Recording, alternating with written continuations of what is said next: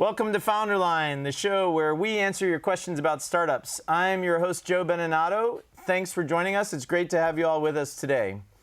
FounderLine is all about helping people who have startups. We're here to try and help you with whatever situation you're having right now. You might be somebody who is thinking about starting a company, or maybe you've already started a company and you're facing a situation you want to get some advice on. Maybe you're an employee and you're thinking about joining a startup and you want to ask some questions about that. Whatever the case may be, we're here to try and help you today. This is a live show, so we are available right now to take your questions and see if we can help you out.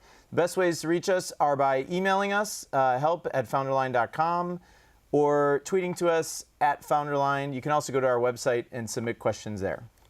With that, let's get started. Our guest today is Jason Calacanis, who is a prolific entrepreneur. You like that word, prolific? An angel investor. He's the founder of Inside, the Launch Festival, This Week in Startups, and is also an investor in a ton of startups, including Uber, which I'm sure you've all heard of. Jason, welcome. Thank you for joining us today. Thanks for having me, Joe. Big fan of yours and, of course, the show, so congratulations. Thank you. It's great to have you, and I know how busy you are, so we really appreciate you being here. I'm not that busy. That's true. You just Here's the thing. When everybody assumes that the CEOs or the angel investors are busy, the truth is they don't do any work. They just tell people to do work. So it's a lot of sitting around waiting and being anxious while the work gets done by people who actually do work in the world. Got it. I understand that completely. So usually I start out with just a few questions to get you going. Yeah, and, sure, of course. I think Uber is where I want to start today. Yeah. So could be one of the most successful angel investments in history. Maybe it is already. I don't know. Probably Google and Facebook would be much more successful right now. But I don't know if they had like true angels. Maybe Facebook. Peter Thiel's pretty. Yeah. Did pretty well. I think the Peter Thiel might have bought like 5% of the company or 10% of the company for 250 or 500K. So he did pretty well. On Facebook? I think that's the numbers or something to that effect. Wow. And now it might have been his fund or something, so I don't know if it was all his money. All right. Well, let's say top 5 angel investments of all time, probably. Well, here's the other thing, too, about angel investing. You have to also exit in order for it to be a successful angel investment. So on paper means, we've all learned, it doesn't mean much. And I think the company is a fantastic company. And they've got a lot of work left to do. So, although a lot of people are, the statistics and numbers around Uber are totally mind-boggling sometimes, but they've got a lot of work to do. There's a lot of work left. In fact, I would say there's much more work for Travis and Emil and the team there. There's much more work left than they've actually accomplished. And if you know the full ambition of what they're doing, there's a lot more left to do. Yep. And I think they're, it got a little heady there for a bit because we've never seen anything like this, right? Like it was pretty stunning for everybody. I think including the management team there. Sometimes a little scary, like, wow, this is really growing quickly. But now they've really built a great team and it's pretty tight and aligned. And they're really focusing on the culture, and their role in the marketplace and execution, and working with governments and working with their drivers. And I think if you think of, some people look at it as a cab company, right? Right. But it's really a transportation company. And if you look at what's the world, and Travis just had the 5-year anniversary, and he gave a really good talk about this, a speech, in fact. The world is got a lot of problems. Obviously, a lot of these problems are not going to be solved by governments. A lot of the great problems that we face as humanity are solved by entrepreneurs, the people who watch this program, founders, in fact. And if you look at transportation in cities and the livability of cities, transportation is something that has not been equally available to all citizens. In fact, we all know that like muni stops or train stations in New York, they kind of would go where the affluent people are, and maybe poor people had to walk, 10 blocks or 20 blocks. I know we did when we were growing up in Brooklyn. You couldn't afford the rent right next to the station. You had to be a mile away. That's pretty unfair. And that last mile of transportation is something that, I think Uber and the other services that are out there provide, and they're doing it at such a low cost. So if you think about Lincoln Town cars and even cabs, those were only available to a certain percentage of the population prior to ride-sharing services like Uber. Now everybody can afford them. In fact, Uber Pool, which is a very new service, which people aren't aware of it, multiple people going in the same direction can share the same car. So, you and I lived in Pack Heights and, let's say, the Mission, and we were both going to the airport, well, I could pick you up on the way.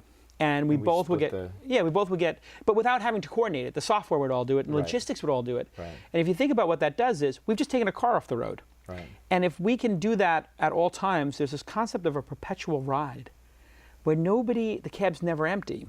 And so the downtime goes away. There's more efficiency, which means the drivers make more money, but we can charge less money. I say we, I don't have an operational role at the company. In fact, I went to the office one time in the history of the company, which was for the 5th anniversary last week. I'm pretty hands-off as an angel investor. Well, so here's my question. How did you find Uber? Well, how did you make that investment? Yeah, so I have known Travis for 15 years. So when I was a journalist doing Silicon Valley Reporter, he had started a company called Scour. And Scour was like Napster, except instead of just doing MP3 files, it would do every file on your computer. And lo and behold, people started trading movies on it when the MPEG standard came out. This was in the 90s. And he was maybe young 20s, and I was interviewing him, and I was maybe a couple of years older than him. And he had just been sued for $250 billion, $250 billion, the largest lawsuit in the history of the United States at the time, I believe. And it was because some people had put the last action hero or something up on the service. And I think that was a very interesting moment for him because his first project, which was super promising, was this sort of open source peer-to-peer network, and people could do anything they wanted with it. And then he was getting blamed for how people were using a common carrier network like YouTube or anything else. But I think that fire, and being under that fire, really made an incredible entrepreneur who then did Red Swoosh. We were friends all through Red Swoosh. And one night, we were out at a party, and we were outside, and he said, "Hey, can I show you something?" And he showed me Uber Taxi. And I said, "That's great. Can I invest?" And he said, "Sure." And, that's a life-changing moment for me. But I had 2 or 3 other life-changing moments where my friend Mark Pincus was creating a poker game. And we were having Thai food. And he said, "Hey, Jason, do you think this poker stuff in virtual currency will ever work? You're a high-stakes poker player. And I said, Mark, this is completely asinine. How would this ever work? People playing for virtual currency, it takes out any of the value of bluffing or betting if the coins don't matter." And he was like, but. And, I was a little arrogant at the time, a little younger, and I was just like, trust me, I'm a poker player. I'm telling you this would never work. What I didn't realize was there were people who weren't poker players who were, stay-at-home moms or dads or people who play slots or people who play Scrabble online. Just for fun. And they do it just for fun. So that's when I started to learn, hey, schmuck, you don't need to know. You just need to know the person's driven. You don't need to know if the idea is going to work. And then the second one that happened was a friend of mine came to me and said, "Hey, can I show you this new service I made? You text this number, and then it will tell me and Biz whatever you say in your little text. And then, so I'll say that I'm having eggs Benedict, we're having brunch, and he'll say he's having pancakes, and watch. And then all the SMSs went off. And I said, "Ev, this is the stupidest idea I've ever heard. You took the blog post. You're a brilliant guy. You did Blogger. Now you're doing this stupid Twitter thing. You SMS. It's going to cost me money to know what Biz is having for breakfast. Nobody cares about Biz's life. Right. And you took the blog post out," all due respect to my friend Biz Stone, co-founder of Twitter. I said, you took the blog post out and you left the title. I said, every schmuck on the planet is now going to be on Twitter, and they're going to be putting subject lines. "No, thank you. I would never want to invest in Twitter." And that's a $100 million mistake. And so after making these mistakes, I said, you know what, the next time a friend shows me something cool, I'm just going to invest in it. And that's really my investment philosophy, which is you don't actually need to know if this product is going to work or not in the market. What I need to know at the early stages is, does this person have drive and conviction, and do they have skills? And so that's my 2 tests. 1, are you passionate about this idea, and are you knowledgeable and smart and clever, and do you have hustle and resiliency? All personality traits, which I attribute my skill at doing that to really poker and playing poker for thousands of hours. So while some people might say, "Hey, you waste all this time playing poker," I play once a week, probably for 8 hours of my life for the last 10 years. People say, "Wow, what did that all amount to?" I'll tell you what it amounts to. When I look at somebody, I can tell if they're lying. When I look at somebody, I can tell if they're lying if they don't know they're actually lying. Right? I can tell if somebody doesn't have conviction. I can tell if somebody doesn't have the goods. Yep. And then I can just look at their execution and say, "Hey, is this PowerPoint deck done with great execution? Is this mock-up? Is this wireframe? Is this logo? Is this name?" I can just see the craftsmanship in things, which I got from just being in the industry for a long time. Yep. And really, if just that's, as an angel investor, you have to go to your skills. Some people have deep technical skills, product skills, sales skills. You're really a highly technical person, right? And business model person. Like you might look at those things and be able to figure it out from that angle. I figure it out from the person, and just do they have skills and passion? Yeah. And with Travis, it's like, and Garrett, these are two individuals who have massive passion and massive skills. I think it's the number one skill in doing a startup. Passion. Is just relentless pursuit of whatever it is. Even when everyone tells you it's stupid or... Well, those are the best investments. Yeah. In fact, I'm not really interested in investing things that everybody's investing in. So when somebody comes to me and says, the round's closing, everybody's in it, all these people are in it, I'm kind of like, well, I kind of don't want to be in that because I look at who the people are, and if it's the lemmings part of the investor community, which is probably the majority, I do not want to be involved in that because it generally is not a sign that it's good. I want to be the person who writes the check when nobody else believes in you. Yeah. I want to be that person. Those are going to be the biggest hits, right? Yeah. And you know what? I look like an idiot when I write the checks, and then I'm proven to be an idiot frequently, more times than not. But all you need in angel investing is one Uber to make a career.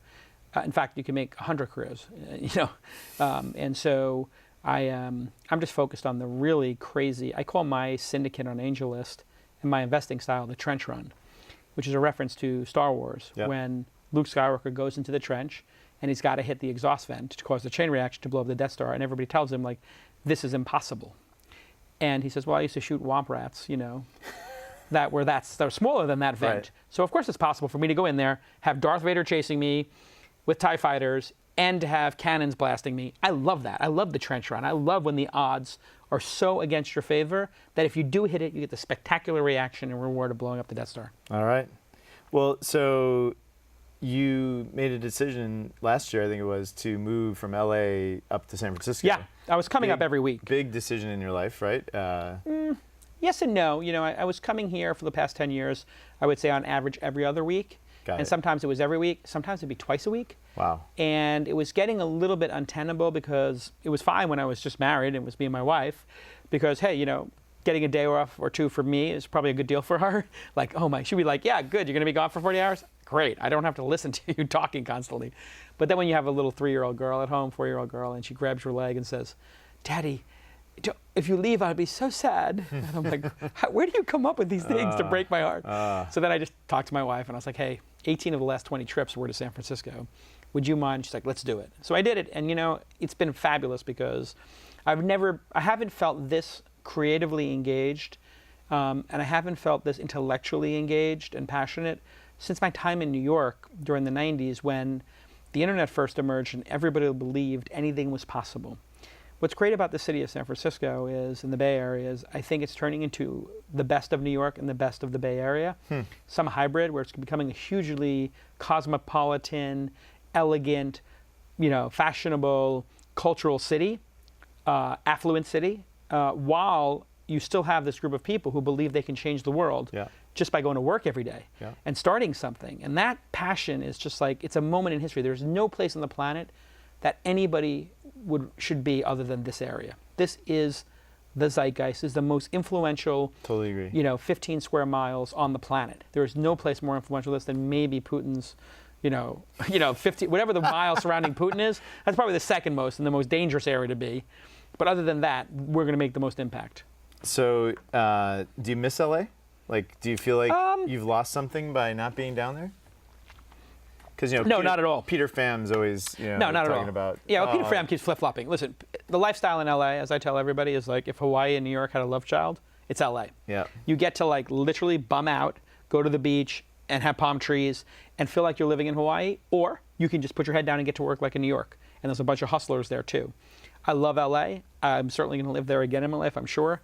Just like I'm sure I'll spend some more time in New York at some point in my life. But at this point in history, there is no more important city in the world than San Francisco. Love it. So, you are prolific, as I said earlier. It seems like you've got 18 things going on at once. It does. Between the launch festival and doing your show and angel investing and running Inside. So, how do you, with a family, I have kids as well. How do you balance all this stuff? Yeah. So it seems like I'm extremely busy. What people don't realize is how integrated what I do is. So I do 104 episodes of This Week in Startups a year. Yeah. Then we have 3 events: the Launch Scale event, which is 3,000 people; Launch Festival, which is 13,000 people this year. And then we usually do 1 or 2 other smaller events like hackathons or the Launch Mobile Conference, and a couple of thousand people at those 2. So those are 3 major events. They cost millions of dollars a year to produce. And then, I write once in a while, and I do my angel investing, and I also host an incubator now. I've done 2 classes of the incubator on Thursday nights. What people don't understand is how integrated they are. So when a founder comes to me to invest, I'll say, great, I'd love to hear more about your company. Why don't you come sit in on the incubator and hear and see what I do? And then afterwards, maybe we'll have dinner. And then I'll say to one of my VC or angel friends, hey, why don't you come and give feedback to the companies at the incubator? And then I'll say to my team at Inside and Launch, hey guys, you need to be in the room for the incubator so you're learning. And you're thinking about our businesses in relation to what these founders are learning in the room from another person, which is a speaker from Zenefits or anywhere else. So it's all plugged together. It's all plugged together. So in that one instance, we'll record that episode of, let's say Josh Ellman from Greylock, thank you, speaking about growth and how they grew Twitter and all this stuff. Then Josh and I might go to dinner afterwards with another investment, with one of my portfolio companies, with one of my staff members, after having been in the incubator, and it's all happening in a 2.5-hour period of time. Think about the leverage there. And then we cut it and make it an episode of This Week in Startups, which then goes out to 150,000 people. And then I write a blog post. I might write a blog post about what happened. Then you have the festival. Launch Festival is 50 companies launching on stage. Well, 7 of them come from the incubator. And then of the remaining companies, the other 43 that are on stage, I might wind up investing in another 10 or 15 of them. So that means there's 20 of those companies I'm going to wind up, 15 of them, let's say, I'm going to wind up being an investor in. Well, I do 50 investments a year, so now I've done 1/3 of my investments around the Launch Festival. That was my thesis around it. And then additionally, in the audience are now 13,000 people.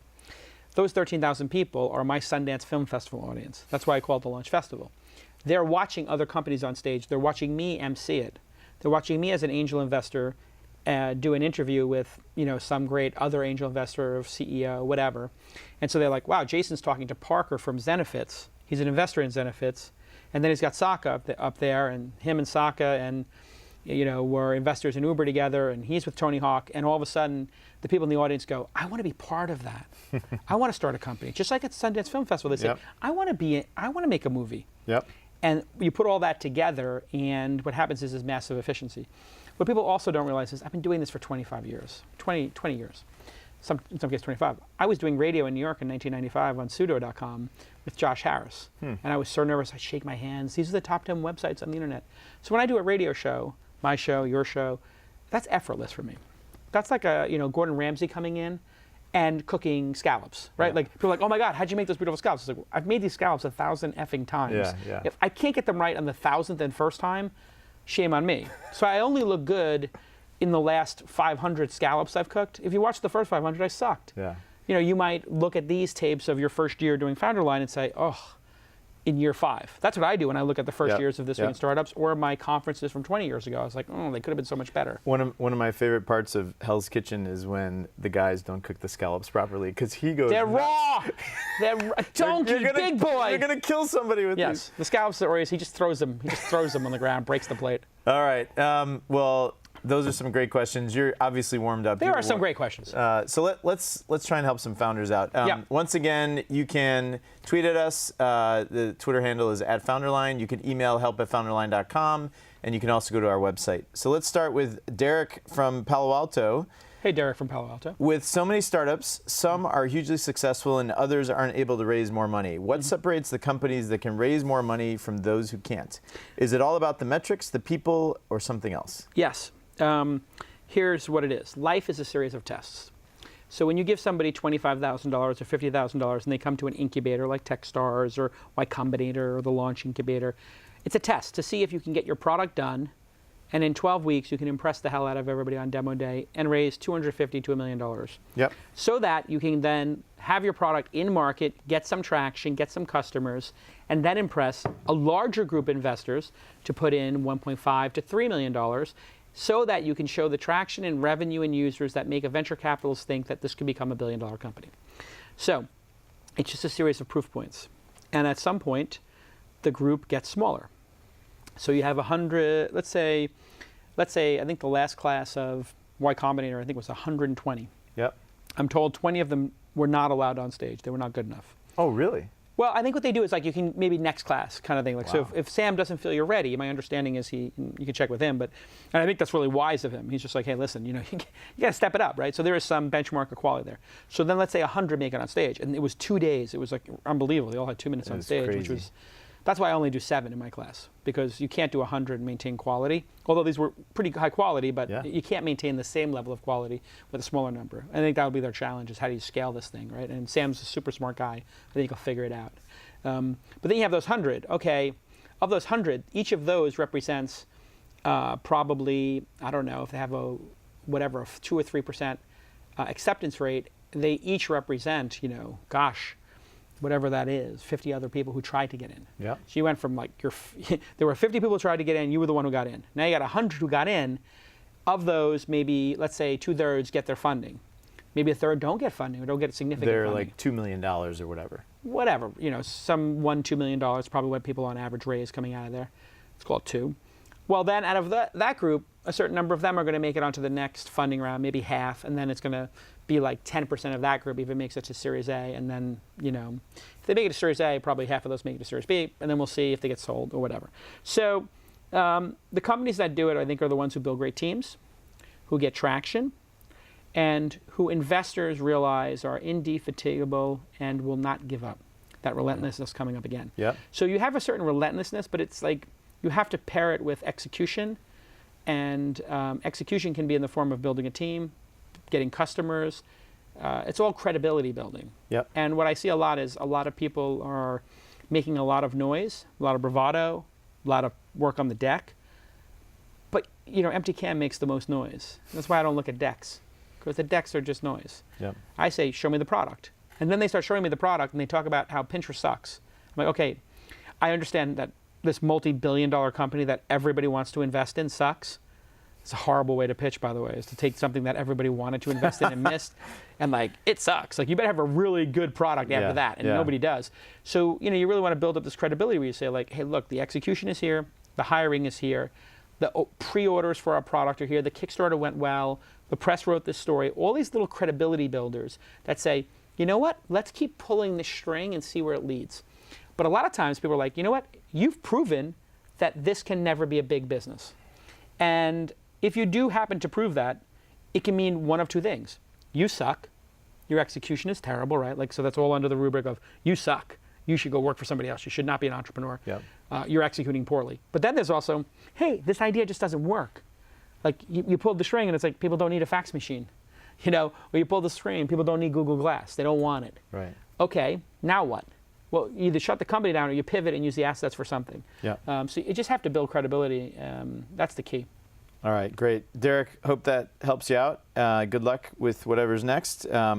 Let's go to Mikey from New York, your hometown. Yep. Given your You involvement... can't just say New York. You got to say where in New York. I mean, it could be Albany, it could be Long Island, Montauk. I think he's in Manhattan. All right, you say that. If you're in Manhattan, you got to say where. Tribeca, and Upper East Side. I mean, this matters. He didn't say. Mikey, This if matters. you're out there, tweet to us. Jason wants to know where you are. Given your involvement in many different activities, Yes. and now with the announcement of Jack Dorsey taking on 2 separate CEO roles, how do you successfully manage your time and be effective at multi-stressful tasks? So I asked you a little bit about that, but maybe tackle the Jack Dorsey, running Twitter, running Square. A friend of mine runs 2 companies. One is making rocket ships, and the other is making electric cars. And I can tell Who could that be, Jason? Exactly. And I can tell you that takes a toll on people. And that is not an easy task. And, Elon, who I'm talking about, Elon Musk, obviously, is one of the most resilient, strong people I've met in my lifetime. The South African genes and what they had to go through, I think, growing up in South Africa really forged a really exceptional group of entrepreneurs. There's a whole group of them here in the Valley. Yeah. And, I'm always like, dude, you got to pick one and just, it's just too much for one person. And I worry about him running 2 companies. He can do it, but I don't think any of us, including Jack or Elon Musk, I think he's like a once-in-a-generation kind of entrepreneur. Yep. I don't think that Jack can run both, nor do I think Jack wants to run both. I think what Jack is doing, and let's face it, Jack is a supremely talented guy. However, Jack is a supremely talented product person. And I don't think that putting him as the face of Twitter and having him interface with Wall Street will lead to the same type of relationship Larry Page has with Wall Street, which is to say, if you don't like what I'm doing, don't buy the stock, which may not be what Twitter needs right now. Like if you're going to take that approach like Larry Page and Sergey Brin are kind of like, you don't have to own the stock. So you can only say that if the performance is so outrageously good that people will buy stock in a company that where the founders control the company and have super voting shares. And they told you, we're going to run this business for the next 100 years by doing all these crazy moonshots, right? You really have to build up a lot of credibility back to that credibility, and that comes in terms of earnings. So I think Jack is doing this because it's his baby. He's a mensch. He really wants to take care of it and shepherd it. I don't think he has the intention of taking the full-time job, nor do I think he wants it. Square, I think, will be the bigger part of his legacy. That's a wonderful product, wonderful company that has been a little bit unfairly beat up. And that's the thing, once you get to success, the press is going to try to kill you and destroy you. Both companies, it turns out, right? Well, of course. And, I have a whole theory on what's wrong with Twitter and what I would do as a CEO. But I think Jack's being a mensch. He's going in there. It calms Wall Street down. It makes everybody feel calm. Adam Bain's the next CEO, clearly. He basically is the guy who, built the ad network, which is the best part of the business. Yep. He shepherded all the video stuff, which is an equally good part of the business. And he's a really great, he's loved by everybody there, and he does a great job on M&A. So if you look at their M&A, Periscope, Vine, they've done a lot of great M&A. And like tons of, 40 companies or some crazy number. If you're a founder, the idea of getting bought by Twitter is a dream. Yeah. More so in some cases than Facebook or Google. It is a dream place to go work because everybody loves Twitter. Intellectuals, and the problem with Twitter is everybody wants to believe that Twitter is analogous to Facebook. In fact, what makes Twitter powerful is that it's not Facebook. Facebook is for everybody, and you put your bar mitzvah photos and your birth announcements and your vacation photos from Maui. Twitter, you never see that stuff because Twitter's an intellectual discussion about ideas and art and news and debate and Ferguson and the finals for the NBA and the important stuff going on in the world. And it's the most important people, and it's difficult to set up, and it takes time to tweak your feed properly, which means the people who use it are the top third of the people who use Facebook. Right. If you try to make Twitter Facebook, it's a fool's errand, because if you do succeed, you'll have ruined one of the most unique platforms created in the history of the internet. Well, that's how you end up with 1 billion people trying it and going away, right? Precisely. It's too hard for some people. If you're stupid and not technically savvy, Twitter's not for you. Yeah. Now, there will be ways for people to view what's on Twitter. So Vine and Periscope and Twitter itself, a lot of people are viewing that stuff in a non-logged in fashion. And I think that them making a run at YouTube, and this would be the big win. Yeah. I think they could basically get to 1 billion people just by enabling the current group, the current cohort, to have a YouTube-like experience and to share revenue.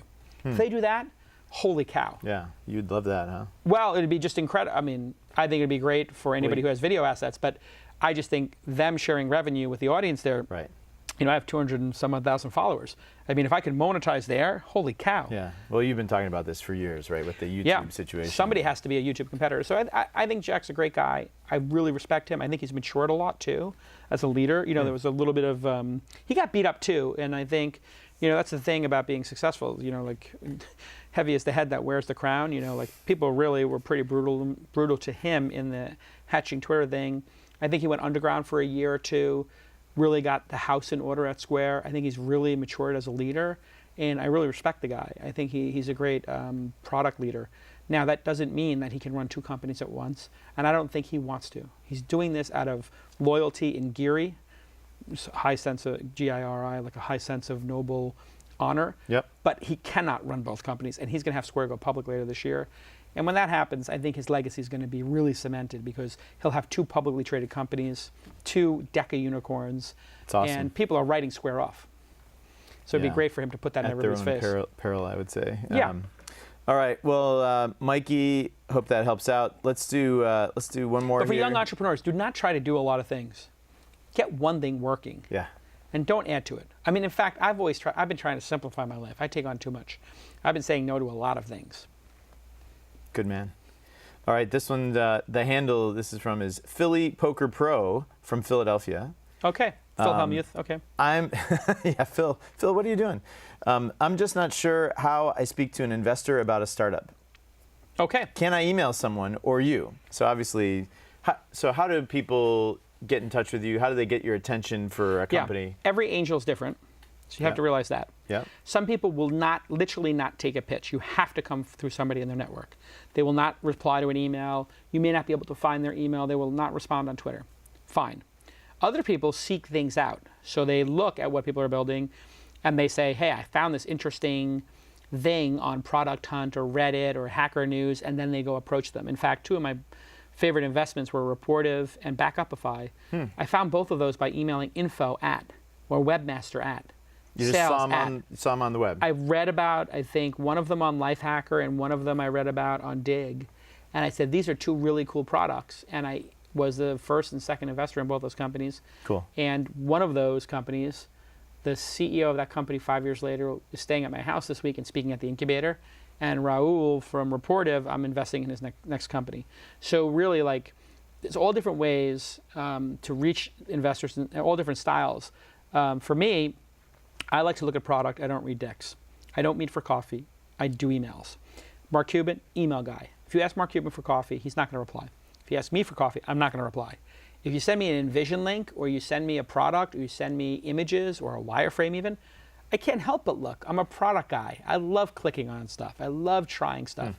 So people will send me a test flight. People will send me an Envision link where, you know, it's a mock-up and you can click on stuff. I love that. And I like to get into an email back and forth with people. So some people will email me, they write these huge long emails, unnecessary. Short, I'm working on this, this is why it's important. Here's a link, here's some screenshots. Then a lot of times they'll say, can we meet? And I'll say, here are 3 or 4 questions. They're like, great, can we talk about this over lunch? Do you not understand how busy people are? If you're an angel investor getting 1,000 emails a day, and I took the time to pick you as one of the 2 or 3 that I'm asking questions to, just answer the questions in email as best you can. So when I got Mark Cuban to be an email and the sole angel investor in Weblogs Inc., my second company, I just emailed him. He replied back immediately. He asked me 2 or 3 questions. I answered them, and I posed a couple of other questions to him. He replied back. All of a sudden, we had this 30 email chain going after a week, and he puts $300,000 in for 15% of the company. We wind up selling it a year later for $30 million. Sight unseen, never met him. Well, I knew him from previously from being a journalist, but had met him maybe one other time in person. But we had stayed in touch. We knew each other through email. Yep. And so if you can get into an email thread with somebody important and put your idea there, and then keep them in the loop. So when people say no, most of the time when people say no, what they're saying is, I'm saying no to see how you take that no. Yep. And let's see how you take the objection. Now, you don't want to be like moronic and just be like telling the person they're wrong 1,000 times. It's quite possible the person could be wrong, but it doesn't help you to try to tell somebody who's convinced they're right that they're wrong. It helps you to show them they're wrong. So go show them they're wrong in the market, because you're going to raise money if you have a successful company 10 or 20 times. You don't have to get them the first time. In fact, you get them typically the second, third, fourth time, or the second, third, and fourth company. Yeah. And that's awesome. Yeah. So play the long game. All right. So Philly Poker Pro, hope that helps. Try and reach out to Jason, send him a link, send him a demo, send him something, and maybe he'll respond. Yep. All right, so we're going to take a moment to thank our sponsors. So sit back, relax, have a frosty beverage. Okay. I'll interact on Twitter. Yeah, or do Twitter. So we couldn't do this show without the great support that we get from our sponsors. For this season, it is Oric, Square One Bank, Accretive Solutions, and Ustream. So I want to start off thanking the team over at Oric.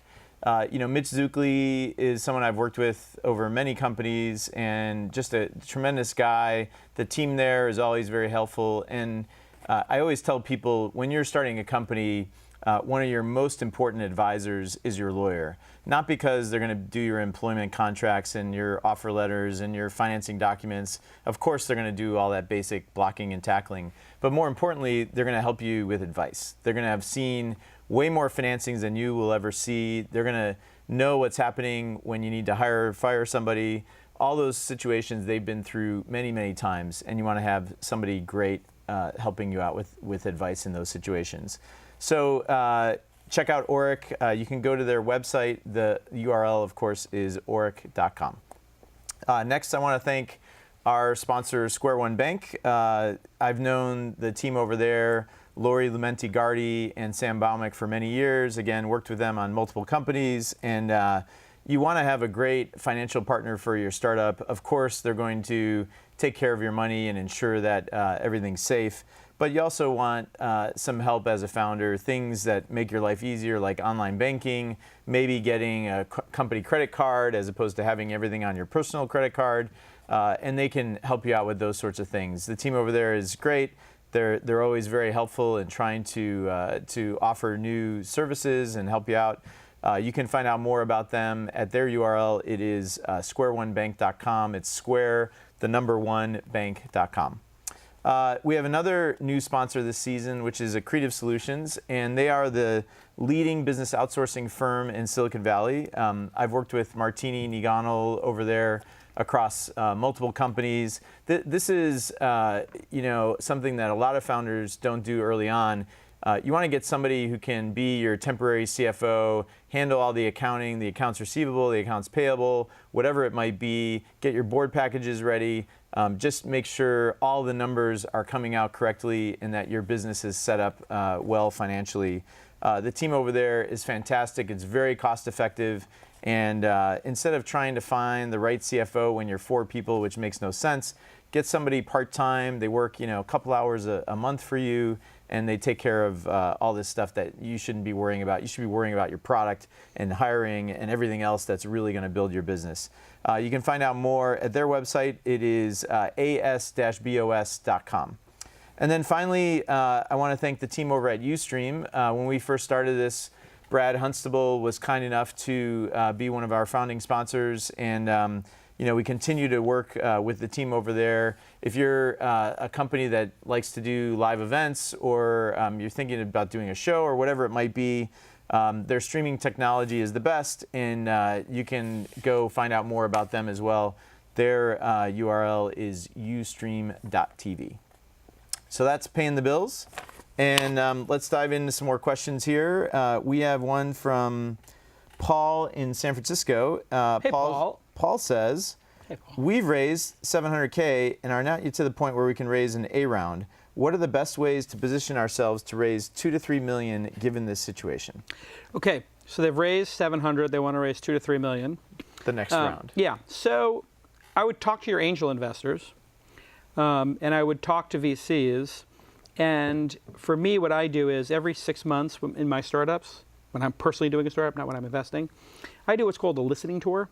I will email 5 or 6 VCs, and I'll say, hey, we know each other from this, or we met at this point, or hey, we haven't met, but we know these people in common, or hey, we haven't met. However, I really respect what you did here and here. I'm working on a company called Mahalo, or Inside, or Weblogs Inc., or Engadget, whatever it is, and it's going really well. I was hoping to fill you in on what we're doing and maybe get some advice from you. And they say, are you raising money? We're not raising money right now, but we're looking to get some advice. And if you've already raised 700 and what you're doing is kind of interesting and you can explain it in one sentence, not everything, you want to tease it and say, hey, I'd love to meet with you for coffee and show you what we're doing for 30 minutes. I'll meet you anytime, anywhere, obviously at your office or whatever. And if you've done that every 6 months, with, let's say, 10 VCs and investors, yep, and you've stayed in communication with your existing angels, and you've told them every month how much runway you have in the bank, how much money you have, then they're going to be on your side because they'll know your story. So that's where updates are critical. So a lot of founders don't want to give updates because they're afraid of it being bad news. We actually have a question about that, but coming up, I know, yeah. So, I know that's a huge deal. Well, the only reason it's a huge thing for me is because I found that if a company doesn't send updates, they're going to go out of business. And then after 3 or 4 months of no updates, they call me and say, we have 2 weeks of runway or 2 months. And it's really hard to correct. Yeah. It's very hard. Then I have to say to somebody like, hey, I dropped a knife. You want to catch it? As opposed to saying like, hey, I've got this great chef and they're figuring it out. I would love for you to meet with them and just give them a little bit of advice and maybe get to know them. It could work out in the future. I invested because of these reasons. And so I think you need to always be prepping for that next round. Yep. And you don't want to always be raising because that looks lame. You want to confine the raising to a 2-week period and say, hey, we're raising this amount. These are the terms we're looking for. Yep. This is the amount we're raising. This is the use of funds, and look like a strong, confident founder. We're raising $3 million for Inside. We're currently spending $200,000 a month. Adding this $3 million will give us the ability to add these 3 people to the sales team, these 2 developers, these 4 editors. Here's what we're going to do with them. The business has this many hundreds of thousands of unique visitors a month. And by the time we deploy this capital, we will be halfway to break even, and we will have this many millions of uniques. Very confident, confident and humble, right? Like, so we have a lot of work to do. This is how we're going to deploy it. Yep. It's not guaranteed, of course, but you got to be confident in like how you're going to deploy it. What I find is a lot of founders are wishy-washy, and if you don't know what you need and want, well, then how are we as investors or the VCs ever going to want to back you? That's like the kiss of death right there, right? I mean, yeah. you start seeing that and you're like, I don't want anything to do with this. Well, because the great entrepreneurs come in and say, we're raising our A round. We're going to be raising $5 million, not 3 or 5 or maybe an extension for $1 million or a bridge. We're raising 3. We're raising 3 for these reasons. You are the perfect investor for these reasons. We want you on our board for these reasons. I have people who I've invested in who say to me, can you introduce me to Mark Cuban, Elon Musk, and Travis? And I'm like, okay, tell me why your smoke detector, or whatever, I'm making this example up, but tell me why your smartwatch is a match for Mark Cuban, Travis, or Elon. And they're like, well, I just think they're cool. Yeah. And I haven't really thought about that. And they're I'm rich. Like, whatever. And it's like, okay, well, Elon Musk doesn't do investing. Travis doesn't do investing. And Mark Cuban does invest. What's your thesis there? Come up with a thesis of why this is a good investment for him. And I can tell, have you done research? What does he like to invest in? They're like, I don't know. What do you know? I'm like, well, if you look at what he's invested in, that would tell you what he's interested in. Yeah. He cares about valuation. He cares about revenue. He doesn't like non-revenue businesses. I can tell you just by watching him on Shark Tank or watching what he says on Twitter or what he blogs about. Yeah. So what I tell anybody who I've invested in is, tell me who the top 3 people are. Not firms, top 3 people. Why they're a match. And tell me in detail why you want them as part of your team. What is it about them? And they're like, well, I don't know. I'm like, well, start thinking about it. Well, how do I think about it? Well, look at other companies that have been successful, talk to their CEOs, or look at them in Crunchbase or AngelList, figure out who invested in them, figure out who the partner was, and then read everything that partner has written. And if she's written, it's Eileen Lee at Cowboy Ventures, and you follow her on Twitter and you basically, read everything about her, then when you pitch her, you can say, you've invested in these 3 companies, we're like this. Or Bill Gurley is into marketplaces, we're like this. Oh, Social Capital Partnership likes things that scale, that are in healthcare and education and this and marketplaces and SaaS businesses. They're really into SaaS businesses. They did Yammer. Okay, and I know the partner there who does SaaS is Mamoon, not Ted, or it's Ted, not, Chamath, whatever it is. Exactly. You gotta be much more focused and seem put together. And do your homework. I mean, this is basic stuff, right? So nobody does it. Yeah. Literally, I would say 19 out of 20 founders do not do what I just described. Well, so one of my companies just asked me, so which firms should we go after? And I was like, that is the wrong question. Like, think about your business. Like, what do you guys do specifically? And I won't say right now, but and then go target the people. The people are what matters. Yeah. All right. Well, Paul, good luck with the raise. Let's move on to another one here. This is from Richard in Hong Kong. Hello, Richard. How should a founder strike the right balance between bootstrapping a startup and raising money from investors who can add value not only in money, but also advice, mentorship, and network? So money versus advice, mentorship, network. What do you think? Which is more important? How do you strike the right balance is what Richard's asking. Well, people, for me or for them? I think it's for him. It didn't say what kind of business, so yeah, it's hard to say. But I would say, listen, there are people who just give money, and they're passive, right, as investors. And then there are people who are what you would call advisors, who give no money and give tons of advice. At the end of the day, the advice and the network are helpful, but you're going to have to run the business. So this idea that people are going to be amazing for giving you advice, like, it turns out most businesses there are very few instances where an entrepreneur can say, well, my angel investor told me this, and that made everything work. Yep. Or this VC, at the board meeting said, we should do X, and that had such a dramatic effect, it changed the company's course forever. Because the investors don't know every intimate detail. They're not every day. They can't affect change. What they can do is the best ones I found, like Roelof Botha at Sequoia, they know what questions to ask. Because they see the whole playing field and they can say, well, have you thought about the iPhone versus an Android versus tablets? Because tablets, although they're sexy right now, he told me this like 3 years ago, I've seen in other companies that they spend a lot of time on a tablet app and it winds up reaching 2 or 3 or 4% of the traffic, and the app winds up being 96%. So if you spent an equal amount of time on 4% of the audience, you might want to have just focused on the smartphone, even though people might complain you don't have an iPhone app. Those people complaining are only 4% of the audience or whatever. And so like the right question is so critical. And I think that's what you're looking for, and that's what the great investors do, is they just tell you like, hey, you can think about these things, or they can alert you to things, or they can, one of the things I didn't know that I would be doing, but that I do, you know, every week probably, is somebody will say, I want to hire this person. Our company is not that notable, but they noticed you on the cap table, and they watch This Week in Startups, or they respect you because of the angel investment in Uber or whatever it is, where I got lucky, you know. And they say, would you talk to them about why you invested $500,000 in this company? And so I will. And in fact, I write blog posts why I invested $250,000 in Swell, why I invested $400,000 in Calm.com, why I invested in Better. I write these blog posts in a lot of ways so that the founders can send them to potential employees and say, this is why Jason invested. This was his thesis. It's a hiring tool, huh? People don't realize that when I write it. Some people are like, oh my God, you're bragging. I'm like, what am I bragging about? I'm explaining my thesis. And then what also happens is I'll have people come to me and say, hey, Jason, I read your thing. I think you're wrong, or I think that's a really good thesis. Can I get an intro to the company? So I will get investors for my companies by writing those posts. So by explaining my thesis, people would say like, oh, you really don't want to explain why you're doing what you're doing? Well, once I've got equity in the company, everything after that point that grows the company is in my benefit. Yeah. So whether that's more people coming in and giving money or more people joining the company. So you really, I think, anyway, let's go to the next question. Okay. All right. So Richard, hope that helps. Let's see. This one is from Ryan in Dallas. Hey, Ryan in Dallas. What is the perfect introduction? Do you read tweets people send you? Yeah. I mean, if you look at my reply stream, you'll see me replying to people and goofing off for, 20 tweets a day, 40 tweets a day. About a third of a Mark Andreessen.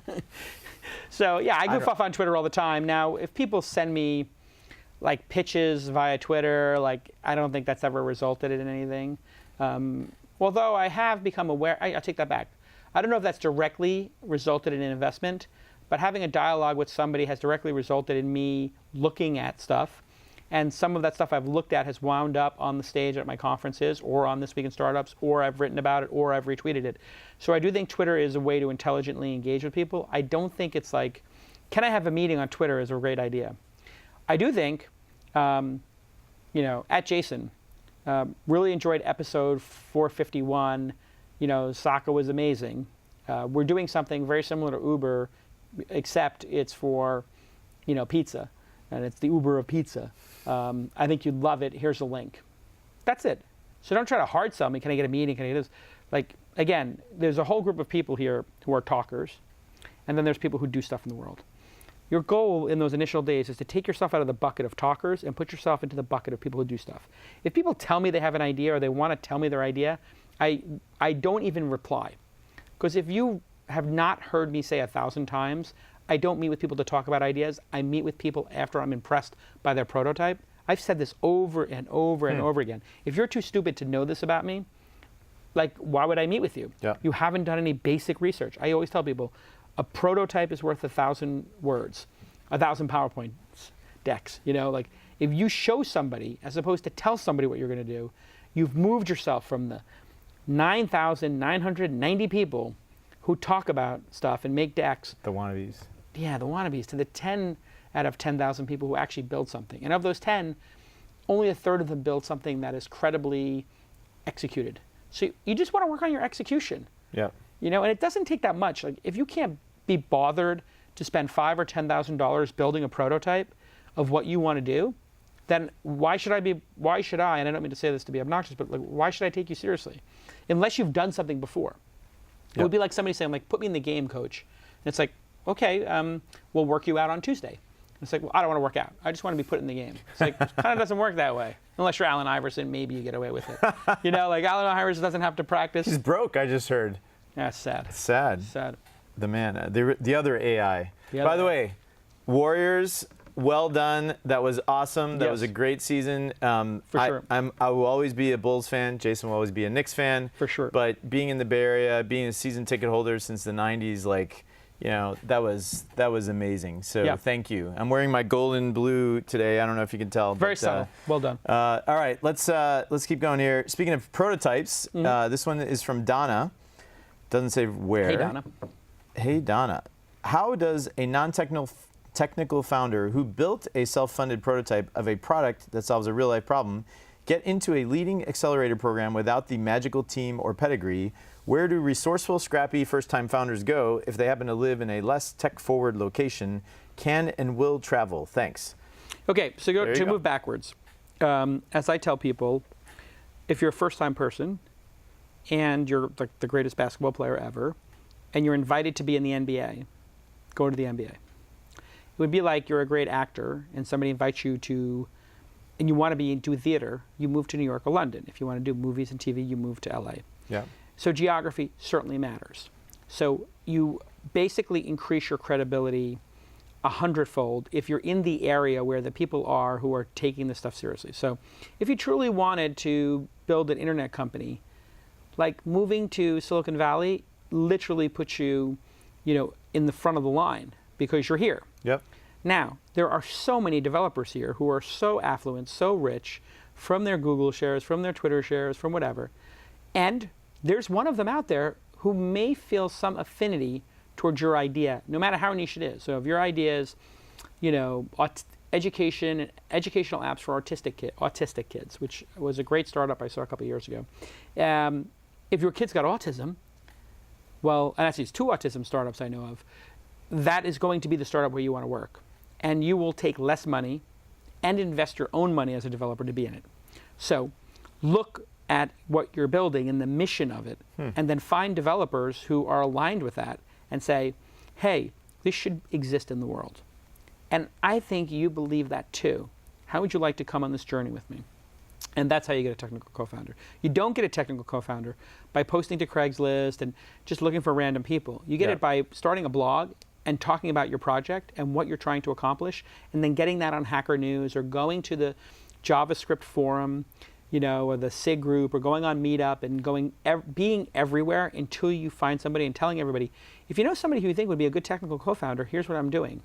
And writing a blog post, I need a technical co-founder to help me work on autism apps that would be paced learning and that everybody can afford and that will have a subscription model. And just keep looking for the people who are passionate about your mission. Because if you find the people who are passionate about your mission, then they're going to want to go to an incubator. If you find people who are passionate about making money building an app, there are people who can pay more money than you. Yep. So that's not going to work. And you probably, if you do get a developer, they're not going to put their heart and soul into it. So when I hire developers for Inside, I'm always like, what do you think is broken about the news business today? What do you think is special about curation?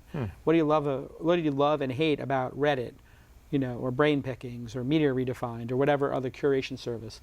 And if they can't answer that, I don't even let them submit their resume. So we use the Resumator, which you're forced to log in with your LinkedIn. You're forced to answer 3 questions we ask. If you don't answer the 3 questions, and you can't write a cover letter and explain to us why you want to be part of the team, we've already negated you. Yeah. We'd rather get 6 resumes than 600 if the 6 resumes fill out those questions. All right. Good luck, Donna. Hope you figure it out. We've got time for a couple more here, I think. Lightning round. Sam in Burlingame. I work with a lot of millennials and find that they have a sense of entitlement unlike anything I've seen before in my career. I'm sure that many of the founders you work with are millennials and probably exhibit this trait as well. What's the best way to handle these situations? Yeah. So millennials, I have a lot of feelings on these. I haven't heard your millennial speech yet. No. You're kidding. No. Well, yeah, millennials were given a false bill of goods. I mean, they were told everybody is a champion, winning doesn't matter, your personal happiness is paramount, your relationships and your experiences in life are more important than your job and your skills. Your trophy. All this stuff. And so, in a way, they have dialed in that a sense of purpose in the world is important, and they've got dialed in that your happiness is important. In a way that we as Gen Xers, or certainly baby boomers, were told to shut up, get a job, and really get a roof over your head. So they grew up a little bit soft in a lot of cases. However, that you can't paint a brush for everybody, and you can't paint one brush for everybody. So there's a group of them, I would put a number on it, a third, who are incredibly driven and want to change the world and who care about their skills. And those are the ones that become entrepreneurs. The other 2/3 wind up doing nonprofits, NGOs, or just effing around until they realize, my God, I got to put a roof over my head, and we're having a baby, or whatever life event happens that makes them realize like it's time to stop fooling around. But I had a short story. I had somebody have a test when people come interview. I shouldn't say it here, but if it's a millennial, I say, is there something you'd rather be doing than this? Because I can't imagine that my idea and what I'm working on exactly aligns with everything you're working on. What would you, like, if you could have your dream job, what would it be?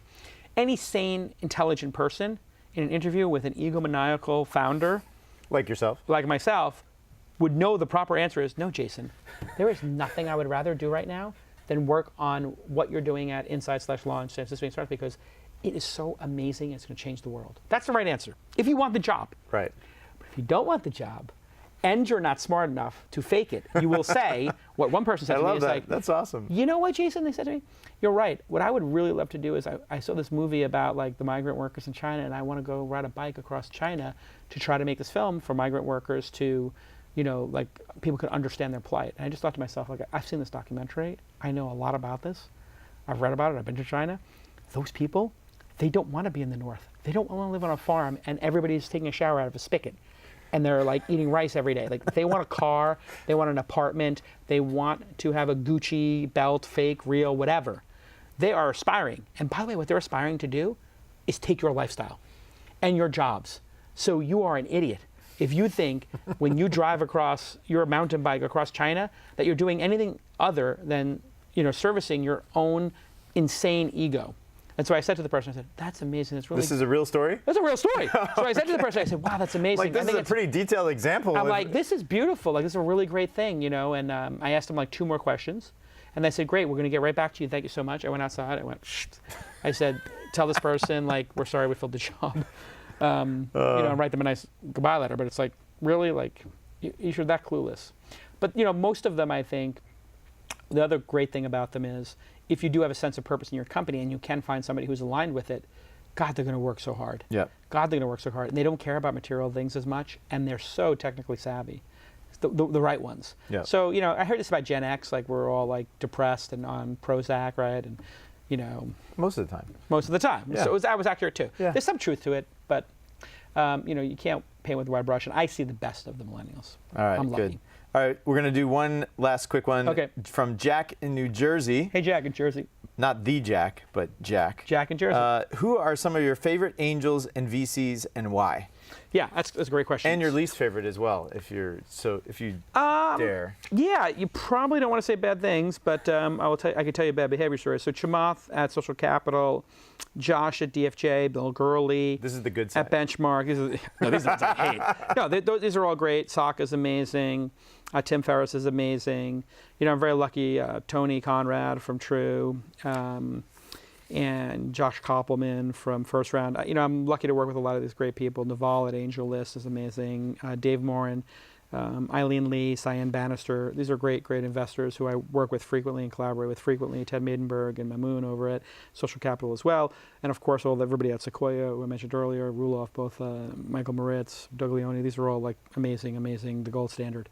But I will tell you that I've had people who have disappointed me, and the number one reason is, if I send somebody over and they get shifted from the main partner, this was like one of the top firms. Handed it off 3 times. Like one of the most famous venture capitalists did this to me 3 times, and I said to him, I'm just want to let you know why I'm not sending you any more companies.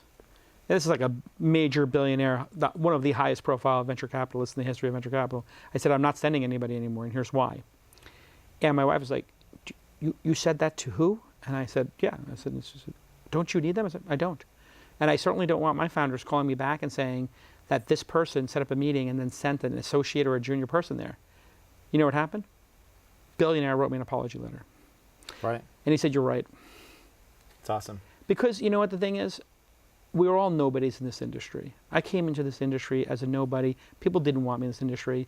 I was a kid from Brooklyn. I was an outsider. I was awkward. and people made fun of me. People still do. Some people criticize me, think I'm too outspoken or whatever it is. But let me tell you something. This industry is fantastic because anybody, and this gets to the meritocracy thing, which I think has been a hot debate. I truly believe that this is a meritocracy. And I know that's a difficult thing for people to hear. But if you build a great product, you build a great team, you will get angel investing. Yep. And you know what? The results are all that matter. If you get traffic for your product or service, people literally don't care if you're a man, a woman, or what race you are. Now, It might matter in a lot of other places. It might matter in a lot of other respects, being an employee somewhere, whatever. But I can tell you in the investment community, they will just literally run over their grandmother to get into a deal if it's growing with a hockey stick. So for me, as an outsider, I always just said, I'm going to be so good, they have to pay attention to me.